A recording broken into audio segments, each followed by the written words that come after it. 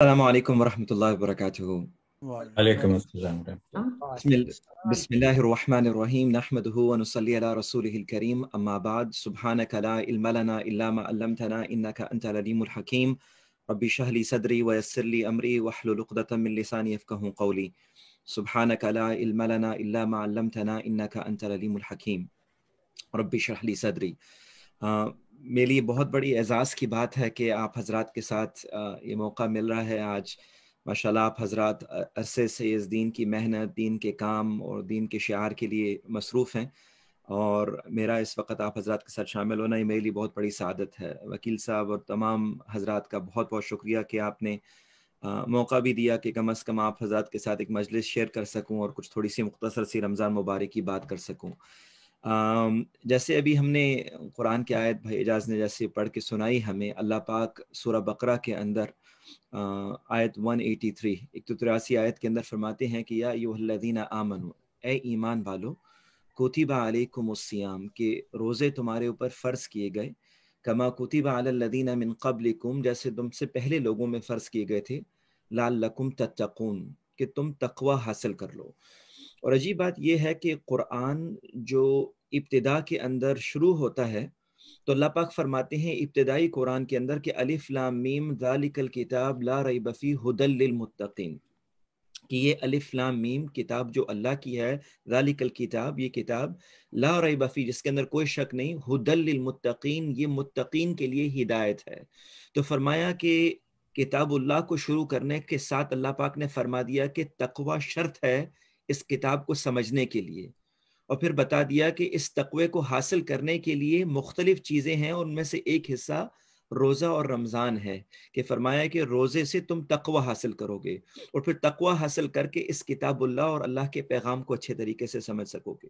تو انہوں علماء نے فرمایا کہ تقوی اصل میں ہے کیا، معنی اصل تقوی کی حقیقت کیا ہے، کہ جو ہم روزے سے مانگ رہے ہیں، چاہ رہے ہیں، اور ہمارا پورا دن نہ کھانا نہ پینا اور جائز چیزوں سے بھی اجتناب کرنا، اس سے مقصود کیا ہے؟ علماء نے فرمایا کہ تقوی جو لفظ ہے وہ قوا یقوی عربی لفظ ہے، جس کو کہتے ہیں تقویم، کسی چیز کو قائم کرنا اور کسی چیز کی مضبوطی سے کھڑے ہو جانا۔ یہاں تک کہ علماء نے یہ بھی فرمایا، یہاں تک کہ علماء نے اس بات کو فرمایا کہ جو لفظ تقوی ہے وہ اجتناب یا کسی چیز سے بچنے کے لیے بھی شمار ہوتا ہے، لیکن ایک سب سے بڑی بات امام غزالی رحمۃ اللہ علیہ نے فرمائی کہ اکثر اوقات لفظ تقوی کو استعمال کیا جاتا ہے خوف کے لیے، کہ تمہارے اندر اللہ کا خوف پیدا ہو جائے۔ تو امام غزالی رحمۃ اللہ نے فرمایا کہ اس کی تعریف کچھ تھوڑی سی مختلف اس طرح کی جا سکتی ہے کہ جب انسان کسی شخص سے محبت کرتا ہے، جب انسان کسی شخص کو چاہتا ہے یا کسی سے محبت کرتا ہے تو انسان ان سے ڈرتا بھی ہے، انسان محبت کرنے والے سے خوف بھی رکھتا ہے، اور وہ خوف اس لیے نہیں ہوتا کہ انسان صرف ان سے کسی وجہ سے صرف ان کی علیحدگی سے انسان ڈرتا ہے۔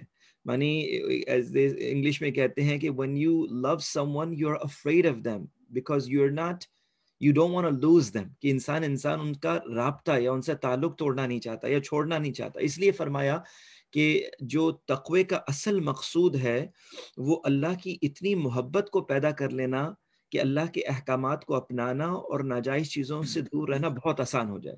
تو فرمایا کہ اللہ پاک نے سب سے پہلے جو رمضان کو ہمیں تعارف کیا 183 آیت کے اندر، تو فرمایا کہ روزوں کو تمہارے اوپر فرض کیا گیا کہ اس سے تم تقوی حاصل کرو۔ پھر اس کے بعد 2 اور آیات کے اندر اللہ پاک نے روزے کی اہمیت کو ذکر کیا، اور اس میں بڑی خوبصورت سی بات علماء نے یہ لکھی کہ روزوں کی آیات کے اندر درمیان میں اللہ پاک فرماتے ہیں، ایک آیت 185 کے اندر 185 آیت کے اندر اللہ پاک قرآن کے اندر ہمیں فرماتے ہیں، اور میں آیت پڑھ کے آپ کو سنا چاہتا ہوں۔ اللہ پاک فرماتے ہیں شہر رمضان الذی انزل فیہ القرآن، کہ رمضان کا مہینہ ہے جس میں اللہ پاک نے قرآن کو نازل فرمایا۔ پھر اس کے بعد اگلی جو آیت ہے، رمضان کے موقعوں کے درمیان میں بات چل رہی ہے، لیکن اللہ پاک فرماتے ہیں وَإِذَا سَأَلَكَ عِبَادِي أَنِّي فَإِنِّي قَرِيب۔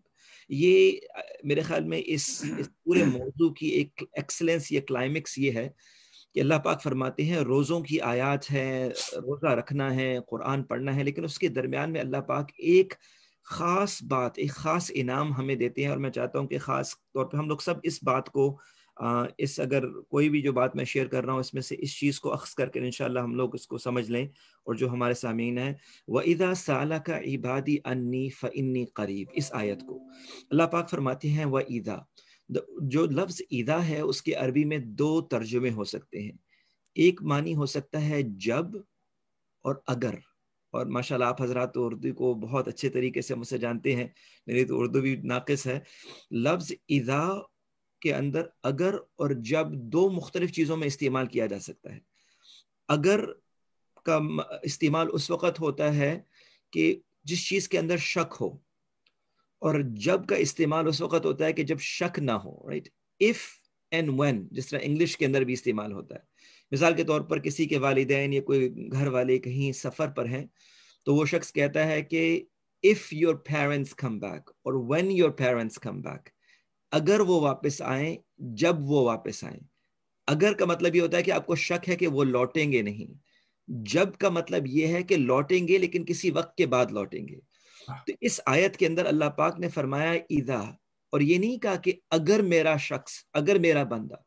اس لفظ میں اذا کا مطلب ہے کہ جب میرا بندہ یا میری بندی، مطلب یہ کہ اللہ پاک پوری امید سے ہیں کہ میرا شخص، میرا بندہ اگرچہ مجھ سے دور بھی ہے تو ضرور میرے پاس لوٹے گا۔ شک کی بات ہی نہیں، یہ نہیں ہے کہ if، اگر نہیں، اس میں یہ ہے کہ جب بھی میرا بندہ، وَإِذَا سَأَلَكَ عِبَادِي، جب بھی میرا بندہ، میری بندی مجھ سے پوچھے گی میرے بارے میں، عبادی انی فَإِنِّي قریب۔ فرمایا کہ جب بھی قرآن کے اندر اللہ پاک نے سوالیہ جوابیہ اعتبار سے کوئی چیزوں کو ذکر کیا ہے تو فرمایا ہے کہ یسألونک، او محمد صلی اللہ علیہ وسلم وہ آپ سے پوچھیں گے اہلہ کے بارے میں، چاند کے بارے میں۔ اے محمد صلی اللہ علیہ وسلم وہ آپ کو پوچھیں گے حج کے بارے میں، تو آپ یہ فرمائیں، مانی ہر چیز کا اللہ پاک نے کہا کہ اے محمد صلی اللہ علیہ وسلم وہ پوچھیں گے ان کو یہ جواب دیں، یہ پوچھیں گے یہ جواب دیں۔ لیکن اس آیت میں پوچھا کہ اے محمد صلی اللہ علیہ وسلم جب میرے بندے میرے بارے میں پوچھیں گے تو اللہ پاک نے یہ نہیں فرمایا کہ کہہ دیجئے کہ میں قریب ہوں، اللہ پاک نے خود کہا کہ میں بہت قریب ہوں، مانی کسی کی ضرورت ہی نہیں کہ کسی کے تھرو جائے، کہا کہ انی قریب، میں قریب ہوں۔ اس کے اعتبار میں جس طرح انسان کسی بڑی شخصیت سے کوئی رابطہ کرنے کی کوشش کرے تو کسی کے توسط سے جاتا ہے، تو بڑے آدمی نے آپ کا توسط کرا کے پیغام کسی بڑے شخص کو پہنچایا، تو rather than یہ کہ اگر بنسبت اس شخص کے واپس آنا انہوں نے براہ راست آپ کو کال کر دی، بھائی میں آپ کے لیے حاضر ہوں، تو فرمایا کہ جب بھی میرا بندہ میرے بارے میں آپ سے پوچھے تو اللہ پاک نے یہ نہیں فرمایا کہ اے محمد صلی اللہ علیہ وسلم کہہ دیجئے کہ میں قریب ہوں، فرمایا فَإِنِّي قریب، میں بہت ہی قریب ہوں میرے بندے، پوچھو تو صحیح۔ اور پھر تیسری چیز اس آیت کے اندر کیا فرمائی؟ اجیبو، اجیب عربی کے اندر لفظ ہوتا ہے اجابت، کسی چیز کو قبول کرنا، تو فرمایا اجیبو دعوت الداعی، مانگنے والے کی قبول کر لی۔ اس میں علماء نے تیسرا بہت خوبصورت نقطہ یہ لکھا ہے کہ اللہ پاک نے قبولیت کو، اجابت کو مانگنے سے پہلے ذکر کر دیا۔ اس دنیا کے اندر ترتیب ہے کہ انسان مانگتا ہے، پھر آگے والا شخص درخواست سنتا ہے، پھر اس کے اوپر نظر کرتا ہے، پھر اس کو قبول کرتا ہے، انسان اپلائی کرتا ہے، جابز، ریزیومیز، باقی چیزیں، پھر انٹرویوز، اور پھر آگے قبولیت کی بات چلتی ہے۔ اس آیت میں تیسری چیز کیا فرمائی؟ اجیبو، اے میرے بندے میں نے قبول کر لی دعوت دائی اذا دانی، جب تم مانگو گے، مانگو تو صحیح، میں نے قبول بھی کر لی۔ تو اللہ پاک نے پہلے ہی فرما دیا، اجابت پہلے اور قبول جو ہے نا سوال بعد میں فرما دیا۔ تو یہ تیسرا نقطہ ہو گیا۔ تو پہلا نقطہ اس آیت کے اندر تھا اذا کا نقطہ تھا، نہ کہ صرف کہ اگر، جب بھی میرا بندہ مجھ سے مانگے گا دروازہ کھلا ہے، یہ نہیں کہ کبھی بھی تم آؤ اور دروازہ بند ہو۔ اذا کا مطلب یہ کہ جب بھی میرا بندہ یا میری بندی میرے پاس آئے گی، اللہ پاک فرماتے ہیں کہ میرا دروازہ ہمیشہ کھلا ہے، یہ پہلی چیز۔ دوسری چیز کہ ہر جگہ پہ قرآن میں جب سوال کیا جاتا تھا آپ علیہ السلام کے توسط سے کہ یا اے اللہ کے نبی آپ سے پوچھیں گے اس بارے میں، ان کو یہ جواب دیں، یہ پوچھیں یہ جواب دیں، تو کیا فرمایا اس آیت میں؟ فرمایا کہ جب میرے بارے میں پوچھیں تو اللہ نے خود جواب دیا کہ میں بہت قریب ہوں، یہ دوسرا نقطہ ہے۔ اور تیسرا نقطہ کیا ہے؟ فرمایا کہ اجیبو، اجابت، اللہ نے پہلے ہی کہہ دیا کہ میں نے تمہاری دعا قبول کر لی، مانگو تو صحیح۔ اسی لیے علماء نے فرمایا کہ دعا قبول ہونے کے 3 درجے ہیں، اور اس لیے اس آیت کو 6 آیات رمضان کے درمیان میں ذکر کیا گیا. اس آیت کو آیت نمبر 185 سورہ بقرہ کی بالکل درمیان میں اللہ پاک نے 186 کو ذکر کیا آیت کو, اور یہ تمام کی تمام سیاق و سباق کی آیات رمضان کی ہیں. سارا روزہ رکھنا, روزے سے اس کے درمیان میں فرمایا کہ یہ مہینہ ہے کہ اللہ کے قرب کا. تو کیا فرمایا کہ اس مہینے میں خاص طور پر دعاؤں کا اہتمام اور اپنی حاجات کو اللہ سے مانگنا. تو فرمایا علماء نے لکھا کہ 3 درجے ہیں دعا کے قبول ہونے کے. پہلی چیز یہ کہ جو انسان مانگے اللہ پاک اس کو فوراً عطا کرتے. دوسری چیز یہ کہ جو انسان مانگے تو اللہ پاک اس کو کچھ دیر کے بعد وہ چیز عطا کر دے. اور تیسری چیز یہ کہ جو مانگا وہ اس دنیا میں عطا نہ کرے لیکن آخرت میں اس کا اجر دے دے. اور آپ نے فرمایا کہ جب آخرت میں وہ شخص اس چیز کا اجر دیکھے گا تو یہ چاہے گا کہ کاش کہ اللہ دنیا میں کوئی نہ پوری ہوتی اور جو اجر آخرت میں ملا یا اللہ وہی سارے کا سارا مل جاتا. تو فرمایا کہ انسان کی دعا کبھی ضائع نہیں ہوتی, ہمیشہ کسی نہ کسی درجے پہ قبول ہوتی ہے. تو اس حدیث اس آیت کے اندر تیسرا نقطہ کیا تھا کہ اجیبو, اللہ پاک نے ہماری دعاؤں کو قبول کر لیا. صرف اور صرف اب ہمیں یہ ہے کہ ہمیں ہاتھ اٹھا کر اللہ سے مانگنا. دعوت الداعی اذا دعانی فلیستجیبوا لی. اور ضرور بضرور چوتھا نقطہ یہ فرمایا کہ الداعی کا مطلب یہ ہوتا ہے کہ کوئی بھی مانگنے والا نیک بھی ہے بد بھی ہے, کوئی شخص کسی بھی عمل والا ہے, فرمایا الداعی. اور یہ صرف عربی کا ایک قاعدہ سا ہے کہ جب کسی شخص کسی لفظ کے ساتھ الف لام کو لگا دیا جاتا ہے تو وہ معرفہ ایک مخصوص چیز بن جاتی ہے. جیسا مثال کے طور پر پین ہے, اس کو قلم کہا جاتا ہے عربی میں, تو اگر اس کو میں کہوں کہ یہ مخصوص پین ہے تو میں کہوں گا القلم. اور اگر کوئی بھی قلم ہوگا یا کوئی بھی پین ہوگا تو میں اس کو کہوں گا قلمن, الف لام کو اٹھا دیا جائے گا تو پھر وہ جنرل بن جاتا ہے. اسپیسیفک خاص چیز معرفہ کے لیے الف لام کا استعمال کیا جاتا ہے. الکتاب, دا بک, یہ کتاب, کتابن کوئی بھی کتاب. تو اس آیت کے اندر چوتھا نقطہ فائنل چیز جو میں ذکر کروں گا تو فرمایا الداعی, کوئی بھی شخص کسی بھی بیک گراؤنڈ کیسی بھی زندگی گزاری ہو, جو مرض لگزشے کی ہو, جیسا بھی ہو, اگر مجھ سے مانگے تو میں ضرور دوں گا. مطلب یہ کہ اللہ پاک کا دروازہ ہر شخص کے لیے ہر وقت کھلا ہے, ایز لانگ ایز کہ وہ آخری سانس سے پہلے اللہ کی طرف لوٹ آئے.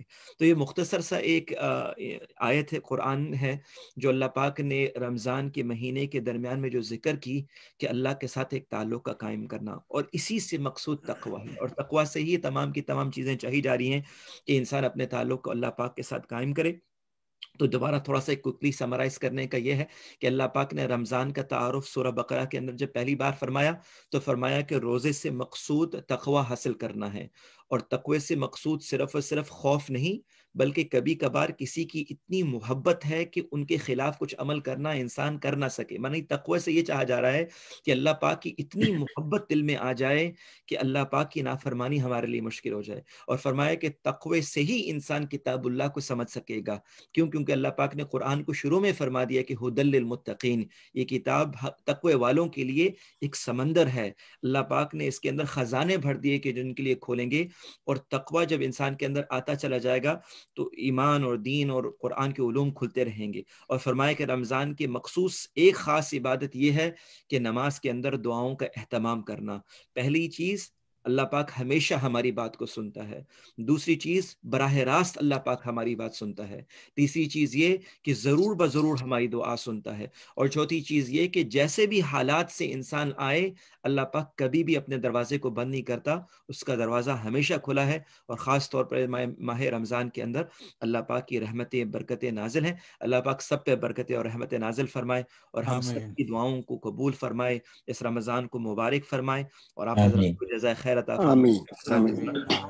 کر رہے ہیں اور میں گزارش بھی کروں گا, معذرت بھی, کہ آپ حضرات سارے میرے بڑے ہیں اور آپ حضرات تو ماشاءاللہ عرصے سے کام کر رہے ہیں, اور آپ حضرات نے دعوت دی. اللہ پاک آپ حضرات کو جزائے خیر عطا فرمائے کہ آپ نے مجھے بھی اس کا حصہ بنایا. سبحان اللہ, بہت اچھی آپ کا بہت بہت شکریہ, آپ تشریف لے کے آئے, بہت شکریہ آپ کا. اور حقیقت ہے کہ ہمارے جتنے بھی ناظرین اس وقت دیکھ رہے ہیں سن رہے ہیں کہ مجھے پتا ہے کہ مفتی صاحب بہت بزی بہت مصروف آدمی ہے, لیکن آج آپ سب نے دیکھا ماشاءاللہ ان کی علمیت, اور یہ ہمارے 100% میڈ ان امریکہ ہیں, یہیں پیدا ہوئے یہیں پلے بڑھے, تو میں فخریہ کہہ سکتا ہوں کہ بہت بہت شکریہ.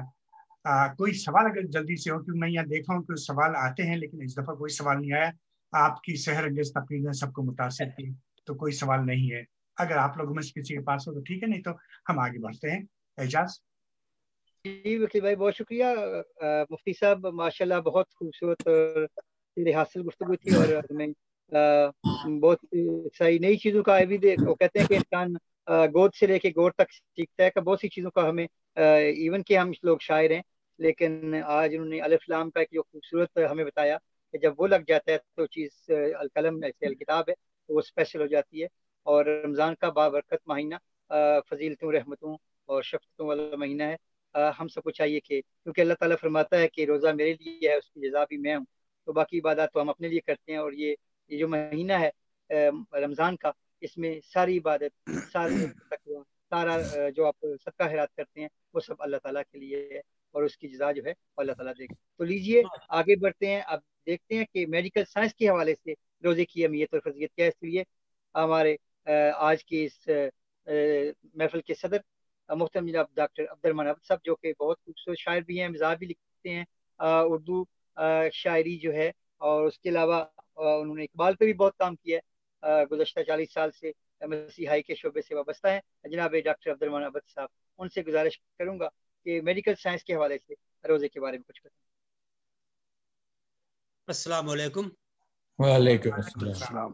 बिस्मिल्लाहि मिनश शैतानिर रजीम, बिस्मिल्लाहिर रहमानिर रहीम। अल्हम्दुलिल्लाहि रब्बिल आलमीन वस्सलातु वस्सलामु अला सय्यिदिल मुरसलीन व अला आलिहि व अस्हाबिहि अजमाइन, अम्मा बाद। बेखबर तू आईनाए, तू जोहरे आईने अय्याम है, तू जमाने में खुदा का आखिरी पैगाम है।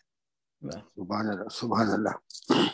मैं अपनी बात का आगाज शुक्रिया से करता हूँ। अल्लाह रब्बुल इज़्ज़त का शुक्रिया अदा करने के बाद कारवान फ़िक्र फ़न शुमाली अमेरिका का शुक्रिया कि इन्होंने ये बड़ी बाबरकत महफिल इसका एहतमाम किया। खासकर माह रमज़ान में इस हवाले से बात करने का मुझे मौका मिला, तो मैं इसको एक सादत समझता हूँ। मुख्तसर सी बात करूँगा और ये जानकर बात करूँगा कि मेरे मुखातिब इस वक्त अहले तिब के हजरात नहीं बल्कि अवामुन्नास हैं, और इनके लिए सादा आसान उर्दू में बात करूँगा और साइंसी इस्तिलाहात कम से कम इस्तेमाल करने की कोशिश करूँगा।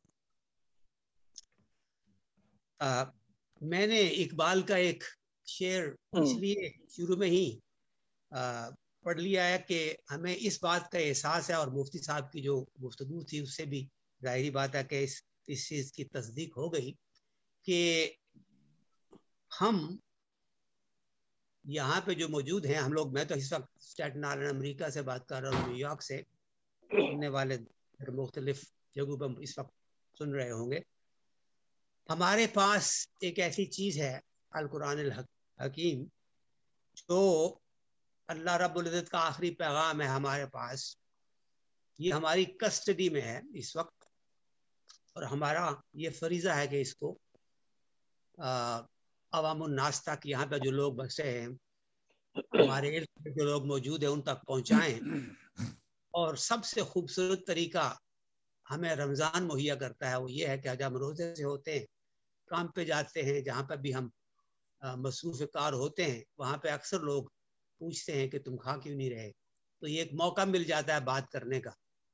हमें हुक्म है कि हम इस वक्त रोज़े से रहें, और वो पूछेंगे रोज़ा क्या है, तो आपको एक ये मौका मिल जाता है कि आप बात कर लेते हैं कि रमज़ान क्या है और उसके फ़ायदे नुकसान वगैरह जो है, उसके बाद आहिस्ता आहिस्ता लोग समझने की कोशिश करते हैं। तो हमें इस बात का ख्याल रखना चाहिए कि तू जौहरे आईना अयाम है, you are the seed of the mirror of the time and space, so to speak.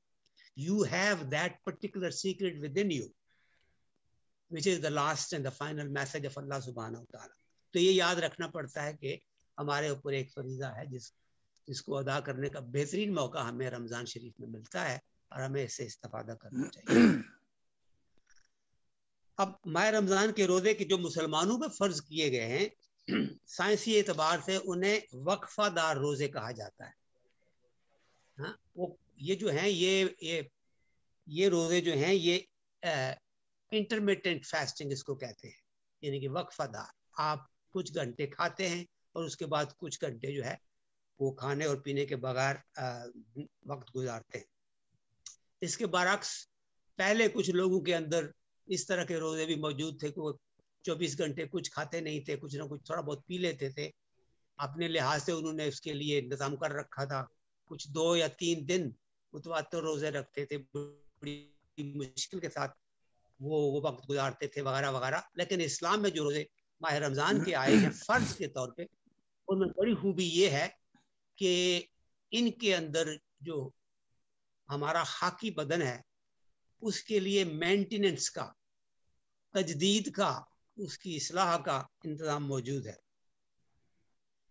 یہ اس کے اندر جو حکمت خداوندی شامل ہے اس کا پورا احاطہ کرنا تو انسان کے بس کی بات نہیں، کیونکہ یہ ہمارا جو وجود ہے یہ پروردگار کا یہ تخلیق شدہ شاہکار ہے۔ سائنس ابھی اس کے اندر کے اسرار اور رموز سے مکمل طور پر واقف ہی نہیں۔ جس نے ہمارے وجود کو بنایا ہے وہی اس کے اندرونی اعضاء اور ان کی کارکردگی، ان کی مسلسل دیکھ بھال اور تجدید و تعمیر کا جاننے والا ہے۔ ہمارا علم اس کے علم کے سامنے ہیچ ہے۔ ہمیں صرف اتنا بتایا گیا ہے کہ روزے ہمارے لیے ہر طرح سے فائدہ مند ہیں اور ان میں ہمارے لیے بھلائی کا سامان موجود ہے۔ اس کی افادیت کیا ہے؟ مکمل علم تو ذات باری تعالیٰ کے پاس ہے، مگر میں چند فوائد کا تذکرہ کروں گا جو سائنس سے ثابت شدہ حقائق میں سے ہیں۔ اس کا یہ مطلب نہیں کہ جو میں آج بات کر رہا ہوں صرف اور صرف وہی سائنس سے ثابت شدہ ہے، اس سے کئی زیادہ سائنس اس وقت اس پہ کام کر رہی ہے اور اس پہ جو ہے تحقیق ہو رہی ہے۔ لیکن جو کچھ ہمیں اس وقت یعنی یقینی طور پہ معلوم ہے سائنس کو، اس کے اعتبار سے میں آپ کے سامنے مختصر سی گفتگو کروں گا۔ یہ بات یاد رکھیے کہ ہمارا ایک خاکی بدن ہے، یہ جو ایک پیکر ہے ہمارا جس سے ہم پہچانے جاتے ہیں، یہ ایک چیز ہے۔ ایک ہماری روحانی شناخت بھی ہے ہمارے اندر، جس کی تعمیر اور تجدید بھی روزے سے ہوتی ہے، اور ایک روزے کا اثر ہماری اجتماعی شخصیت پہ پڑتا ہے، جس طرح سے ہم انٹریکٹ کرتے ہیں ہمارے ارد گرد جو ماحول کے اندر جو لوگ موجود ہوتے ہیں ان کے ساتھ، تو اس کا بھی ایک مثبت اثر پڑتا ہے۔ میں ان چیزوں کے حوالے سے بات نہیں کروں گا، لیکن یہ خیال رہے کہ روزے کا فائدہ صرف اور صرف بدن کو ہی نہیں بلکہ اس سے کہیں زیادہ ہمارے ماحول کو بھی ہے، اور اس کے اثرات جو ہے ہماری شخصیت پر پڑتے ہیں، جس طرح سے ہم دوسروں کے ساتھ پھر برتاؤ کرتے ہیں، اور اس حسن برتاؤ سے جو نتائج اخذ ہوتے ہیں اس سے عوامی طور پہ اور جو عمومی طور پہ جو فوائد نسل انسانی ملتے ہیں ان کا تو احاطہ نہیں کیا جا سکتا اس وقت۔ ہمارے روحانی وجود پر جو اثرات پڑتے ہیں جیسے میں کہہ چکا ہوں، ان کا ایک ہلکا سا میں آپ کو رخ بتا دوں، وہ یہ ہے کہ جو ایک احساس آپ کے اندر پیدا ہوتا ہے، نیکی کا احساس، اچھے کام کا احساس جو روحانی تربیت کے لیے ضروری ہے، وہ اس کا جو ہے یعنی آپ اس کو میئر نہیں کر سکتے، وہ انفرادی طور پہ ہر ایک اپنی طرح سطح پہ محسوس کرتا ہے، لیکن اس کا جو اوورال ہماری صحت ہے، تندرستی ہے، اس کے اوپر ایک گہرا اثر ہوتا ہے۔ اس بات کو آپ ذہن میں رکھ لیں کہ وہ بات جو کہ ہم تفصیلی طور پہ تو بات نہیں کریں گے، لیکن جو روحانی اثرات، جو مفید اثرات پیدا کرتے ہیں آپ کی ویل بینگ کے اوپر، آپ کی صحت کے اوپر، وہ اتنے گرام آیا ہیں کہ ان کا احاطہ کرنا جو ہے وہ مشکل ہے۔ میں اس وقت صرف اختصار کے ساتھ 4 موضوعات کے بات کروں گا۔ ایک ہے ہمارے وجود کا غدودی نظام، گلینڈز جو ہمارے اندر موجود ہیں، جو ایک خاص رطوبت یا کوئی چیز پیدا کرتے ہیں جو ہمارے وجود کو کاموں کے لیے۔ دوسرا نظام ہے نظام ہاضمہ، ڈائجسٹو سسٹم، تو یہ اس کے بارے میں میں تھوڑی بات کروں گا۔ اور تیسرا نظام ہے نظام دوران خون، سرکولیشن، بلڈ پریشر، دل وغیرہ۔ اور چوتھا نظام ہے اعصابی نظام یا دماغ، یادداشت وغیرہ۔ تو اختصار کے ساتھ سب سے پہلے میں نے حدودی نظام یا گلینڈولر سسٹم کے حوالے سے بات شروع کرنی ہے. وہ اس لیے کہ انسان جب زندگی گزارتا ہے تو جس جگہ پر بھی کرۂ ارض پہ وہ موجود ہوتا ہے اس کا ایک تعلق اس ماحول کے ساتھ بن جاتا ہے. چاند کے ساتھ بن جاتا ہے، سورج کے ساتھ، سورج کے ساتھ، غروب آفتاب کے ساتھ، اور اسی طرح اس کا سلیپ پیٹرن بن جاتا ہے، کس وقت اس کو نیند آتی ہے، کس وقت وہ جاگتا ہے. اس کے ساتھ ہم آہنگ ہو کر انسان زندگی گزارتا ہے. ماہ رمضان میں یہ ہوتا ہے کہ اس ہم آہنگی کے اندر ایسی تبدیلی لائی جاتی ہے اور حکمت خداوندی کے ساتھ وہ تبدیلی ایسے آتی ہے کہ وہ ہمارے وجود کے اندر اثرات پیدا کرتی ہے تقریباً ہر عضو کے اندر. اب صرف یہی اندازہ کر لیں کہ جو ہی آپ نے اپنے اس نظام کو توڑا کہ اب آپ بجائے اس کے کہ آپ صبح 5 بجے نماز کے لیے اٹھیں، اب آپ 3 بجے اٹھ رہے ہیں. آپ اپنے سلیپ کے پیٹرن کو جو ہی آپ بدلیں گے آپ کے وجود کے اندر کافی تبدیلیاں آنا شروع ہو جائیں گی. آپ نے کچھ ایکٹیویٹی اس وقت شروع میں ہی کر دی، تہجد کے لیے کھڑے ہو گئے آپ اگر، یا قیام اللیل کے لیے کھڑے ہو گئے، تو وجود جو ہے پوری طرح سے چاق و چوبند ہو گیا اور اس نے اپنے خالق کی طرف رجوع کی، اور آپ فلی اس وقت 100% آپ کا وجود جو ہے جسمانی اور روحانی اس وقت ایک مصروف ہو جاتا ہے. اس کے بعد آپ جو ہے ایک خاص وقت پہ کھانا کھانا شروع کر دیتے ہیں، بجائے کہ آپ 7 اور 8 بجے کے بعد جس طرح کے عام طور پہ آپ صبح کا آپ ناشتہ کیا کرتے تھے، اب اس کو چھوڑ کے آپ نے اس ناشتے کے وقت کو ایک تو پہلے لے آئے، اور اس کے بعد یہ ہے کہ اس کا آپ نے کافی زیادہ کر دیا. تو اس کے اندر وجود کے اندر تبدیلیاں آنا شروع ہو جائیں گی، کیونکہ اس سے پہلے تھے آپ کے معدے کو پتا تھا یا آپ کے پتے کو پتا تھا کہ کتنی رطوبت پیدا کرنی ہے، کتنی وقت کام کرنا ہے، کتنی کیلوریز کے اندر آئیں گی. اس حساب سے اس نے اپنے جو کارندے تھے پیچھے جو ہم دیکھ نہیں سکتے وہ لگا رکھے تھے کہ ہمیں اتنے مزدوروں کی ضرورت ہے، اتنے ملی گرام ذرا اتنی سی ہم نے یہ پینکریاٹک جوس بنانا ہے، اس بندے نے 2 انڈے کھانے ہیں، ایک ٹوسٹ کھانا وغیرہ وغیرہ. تو اس حساب سے وہ فیکٹری چل رہی تھی آپ کے اندر.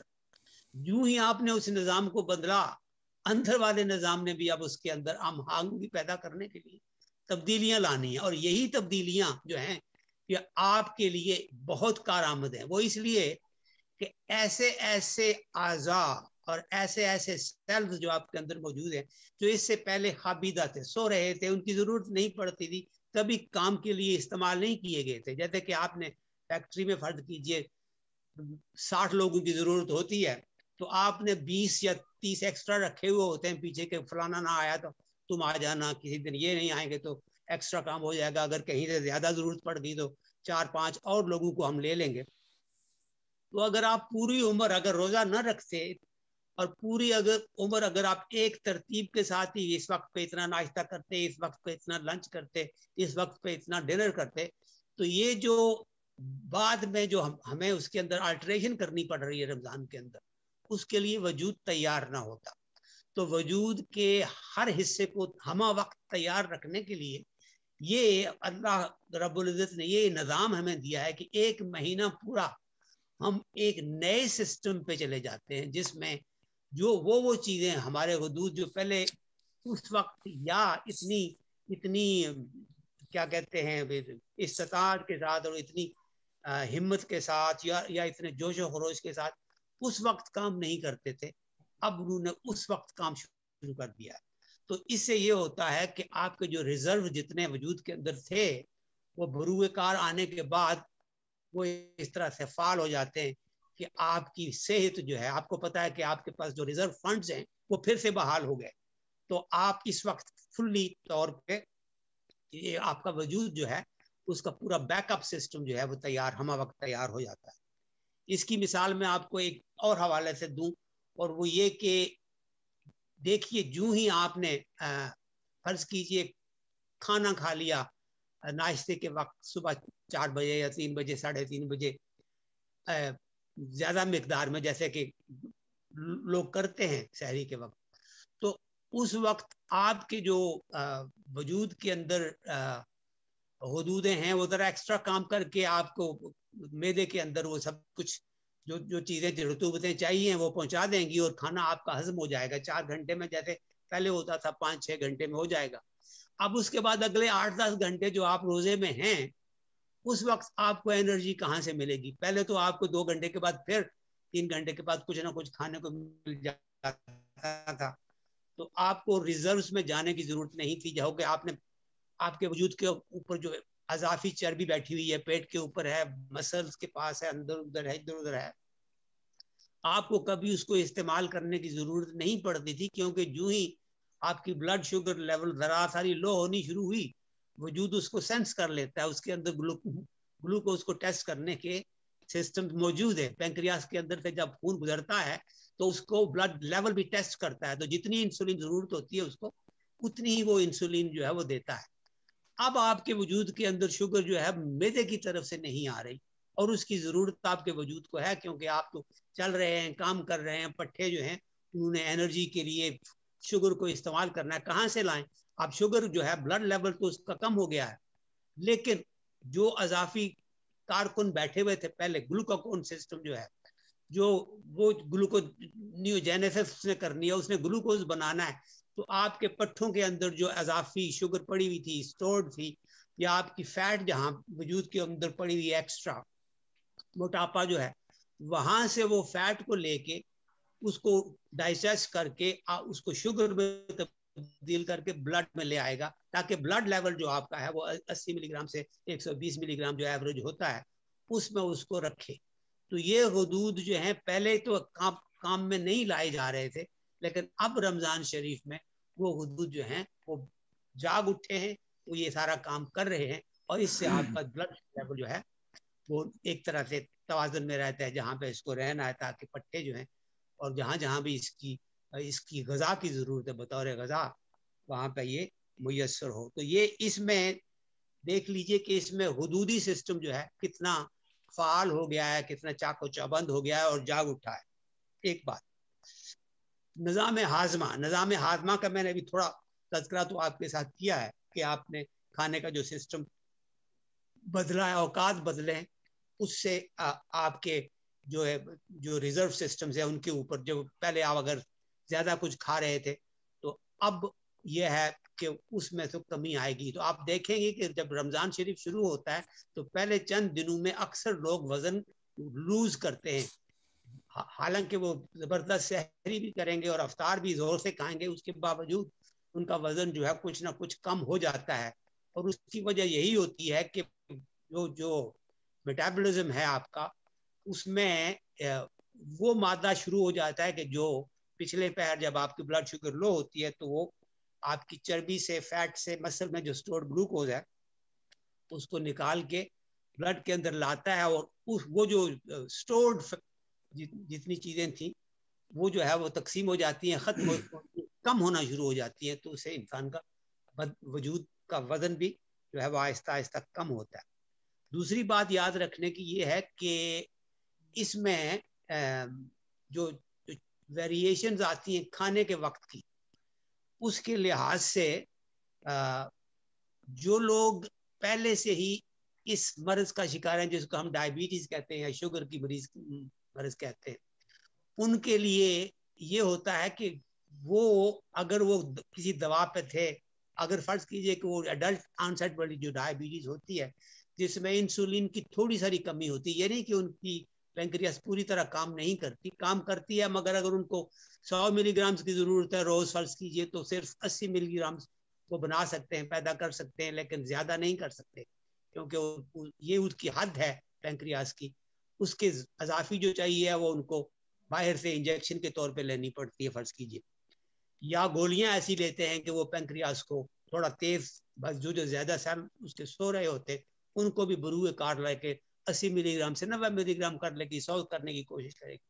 लेकिन रमजान शरीफ में जो ही आपने ये इस सिस्टम को अडॉप्ट किया कि आप काफी अर्सा खा नहीं रहे, तो फिर ये होता है कि जो इंसुलिन रेजिस्टेंस आपके वजूद के अंदर होती है कि इंसुलिन से जो आपके सेल्स जो थे वो उसको रिस्पॉन्ड नहीं कर रहे थे, वो रेजिस्टेंस कम होना शुरू हो जाती है, और उससे ये होता है कि जो थोड़ी बहुत इंसुलिन आपका वजूद तैयार कर सकता है वही आपके वजन कम होने से काफी होना शुरू हो जाती है।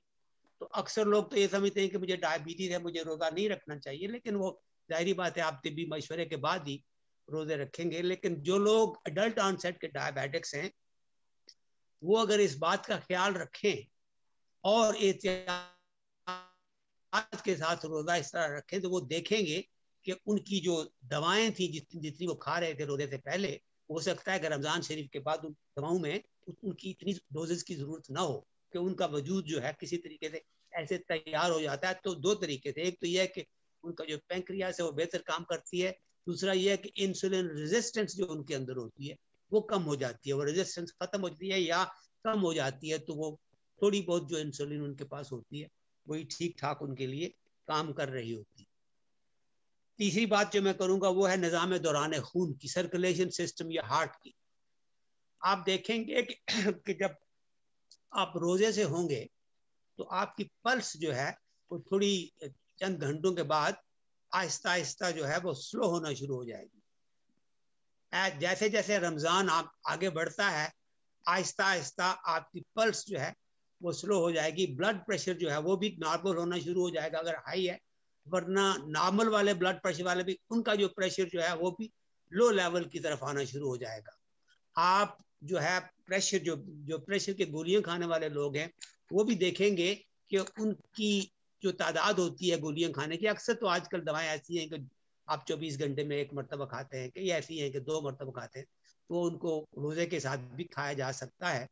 लेकिन मैं ये साइंस अब तजर्बे से साबित कर चुकी है कि जो लोग रोजा रखते हैं वो इस तरह से अपने माहौल को इस वक्त इस तरह एडजस्ट कर लेते हैं, उनकी एक्टिविटी लेवल इस तरह बदल जाता है कि उनका ब्लड प्रेशर जो है वो पहले से क्या कहते हैं अक्सर लोअर लेवल पर रहता है, कम हो जाता है और उसका कंट्रोल उनके लिए बड़ा आसान हो जाता है। दूसरी उसकी वजह ये भी है कि जो रमज़ान शरीफ की वजह से इंसान के अंदर एक सुकून और इत्मीनान पैदा होता है अपने खालिक हकीकी की तरफ रजू करने से, उससे भी ब्लड प्रेशर जो है वो कम होता है। यूं ही आप वो फीलिंग महसूस करते हैं कि मैं इस वक्त अपने पैदा करने वाले पालने वाले की तरफ रजू कर रहा हूँ, उसकी इबादत के लिए, उसकी खुशी के लिए, और सिर्फ उसी के लिए रोजा रख रहा हूँ। सिर्फ वही जानता कि मैं रोजे से हूँ, दुनिया को क्या खबर मैं रोजे से हूँ या नहीं, लेकिन ये रोजा खुदा के लिए है और वही इसका अजर होगा। तो यूं ही आपके अंदर ये एहसास उजागर होता है तो दिल के अंदर एक यगूना सुकून पैदा होता है जिसकी साइंस कोई एनालिसिस तो कर नहीं सकती, लेकिन उसके जो तासुरात हैं ब्लड प्रेशर या पल्स रेट वगैरह, उससे जाहिर होता है कि इंसान का वजूद, खाकी वजूद जो है उस वक्त वो भी सुकून में है। और आपको ये एहसास होता है कुरान पाक की तिलावत से उस वक्त कि हाँ ये कुरान पाक जो है ये रमज़ान शरीफ की बरकत है हमारे पास, ये अल्लाह रब्बुल इज़्ज़त का आखिरी पैगाम हमारे पास है, हमारी एक खास हैसियत है कि हम नायब खुदा हैं और वो उस शाह उमम के उम्मती हैं जो आखिर ज़मां पैगंबर हैं और जिन्होंने हमारे ये जिनकी वजह से ये अल कुरान का जो मौजज़ा है वो हमारे हाथों में है, जिसकी हम इस वक्त कस्टडी में हैं और हमारा फर्ज है कि हम इसको अवामुन्नास तक, पूरी मखलूक तक पहुंचाएं।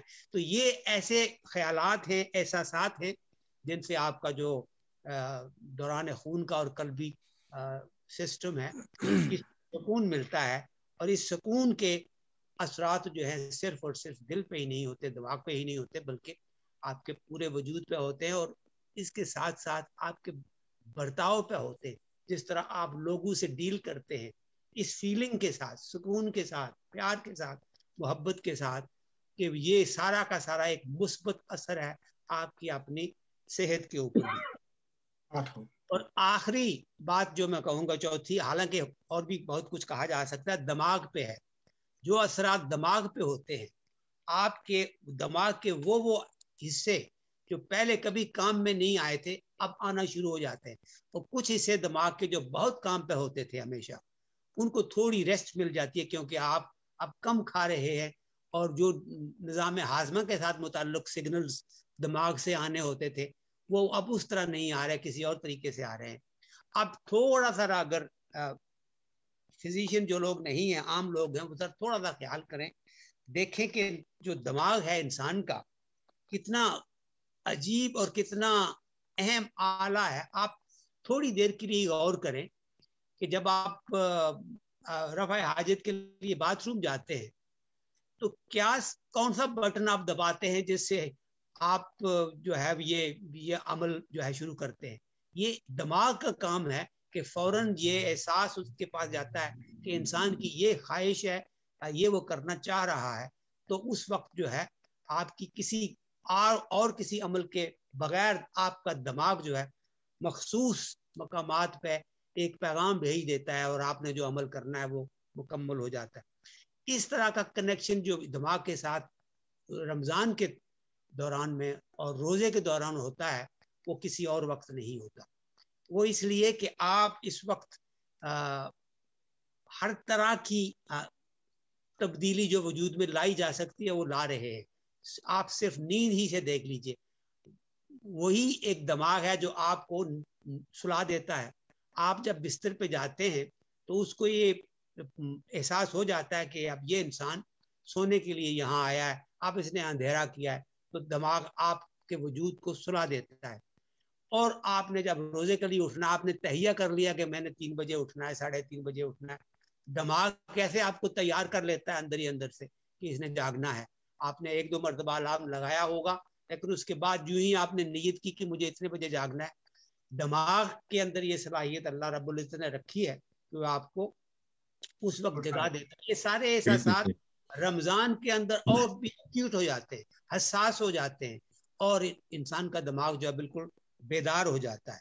तो ये लगता है कि मैंने काफी वक्त ले लिया, काफी कुछ कहा जा सकता है। बहुत अच्छी गुफ्तगू कर रहे हैं, अच्छी गुफ्तगू हमारे यार। जी हाँ। लेकिन मैं इसी पे इख्तिताम करूंगा। देखिए कि पूरे वजूद को, ये अभी सिर्फ मैंने पैकर खाकी के अंदर जो तगय्युरात हैं उनके हवाले से कुछ बात शुरू की है। जो रूहानी तौर पे या इज्तिमाई तौर पे इंसान के वजूद के अंदर तब्दीलियां आती हैं वो अल्लाह नोज बेस्ट। तो हम जितना और भी जिएंगे, 100 साल के बाद भी साइंस जो है इसके मुख्तलिफ असरात दरियाफ्त करती रहेगी, साबित करती रहेगी, लेकिन हमें उन किसी चीज़ की ज़रूरत नहीं है। मैं आखिर में एक जुमला कहूँगा कि तकवे के हवाले से, तकवे की बेस्ट डेफिनेशन जो मैं समझता हूँ वो है गॉड कॉन्शियसनेस, अवेयरनेस कि अल्लाह सुब्हानहू व तआला आपके पास है, आपके इर्द गिर्द है। जैसे पानी मछली के इर्द गिर्द होता है, जैसे नूर समावात हमारे इर्द गिर्द हर वक्त है। जब इंसान तकवा इख्तियार करता है तो उसको एहसास रहता है कि अल्लाह रब्बुल इज्जत मुझे देख रहा है, गो मैं उसको देख नहीं पाता। इसको तकवा कहते हैं। और ये जो है रमजान में रोजा रखते वक्त एहसास जो है बढ़ जाता है। मुत्तकी वो है जिसको हर वक्त याद हो अल्लाह मुझे देख रहा है, मेरे अंदर, मेरे अराउंड, मेरे माहौल में मौजूद है और मेरे तमाम जो भी मेरे अफ़ाल हैं, जो भी मेरी चीज़ें हैं, जो भी मेरे काम हैं, उसका मुहाफ़िज़ और हाकिम वही है, उसी के हाथ में सब कुछ है। इन्नल्लाह अला कुल्लि शैइन क़दीर। सुभान अल्लाह। बहुत अच्छी गुफ्तगू। और बेहतरीन तकवे का हसूल रमज़ान में है। अल्लाह हम सबको ये आमीन।